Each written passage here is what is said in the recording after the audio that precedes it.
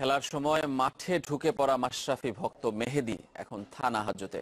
তাকে মুক্ত করতে বাংলাদেশ অধিনায়কের সহায়তা চেয়েছেন মেহেদীর বাবা।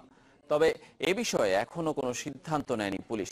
আর বিসিবি সভাপতি নাজমুল হাসান পাপন জানিয়েছেন, ইংল্যান্ড সিরিজে স্টেডিয়ামের ভেতরে নিরাপত্তা দ্বিগুণেরও বেশি করবে ঢাকা মেট্রোপলিটন পুলিশ। খেলা চলাকালে মাঠে সমর্থক মাশরাফি জড়িয়ে ধরে সামলালেন পরিস্থিতি, কিন্তু তারপর কি হলো সেই ভক্তের ভাগ্যে? মাঠ থেকে বের করে সেই ভক্তকে নিয়ে যাওয়া হয় থানায়, চলে জিজ্ঞাসাবাদ।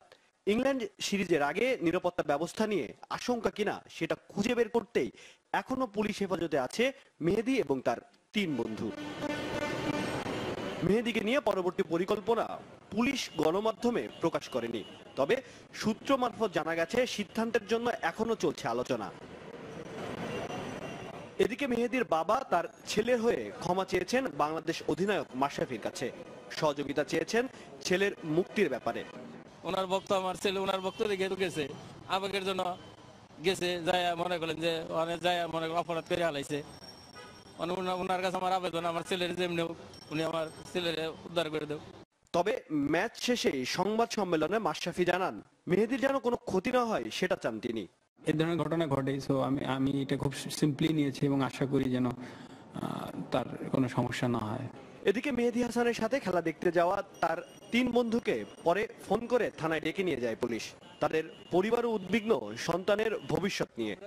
আমাদের যে বয়স হয়ে গেছে, আমরাও তো আবেগ আপ্লুত হয়ে গেছি। এখন ওর বই প্রকাশটা হয়েছে হয়তো আপনার এই মানে কাঙ্ক্ষিত ভাবে হয় নাই। পুলিশ বলতেছে যে এটা আমাদের এখতিয়ারে নাই, এটা উপরে লেভেলে গেছে, ওখান থেকে যে অর্ডার হয় আমরা ওই মোতাবেক। তবে বিসিবি সভাপতি নাজমুল হাসান জানিয়েছেন, ইংল্যান্ড সিরিজে মাঠের অভ্যন্তরীণ নিরাপত্তা বাড়ানোর পরিকল্পনা রয়েছে ঢাকা মেট্রোপলিটন পুলিশের। হিরুল খান, চ্যানেল 24, ঢাকা।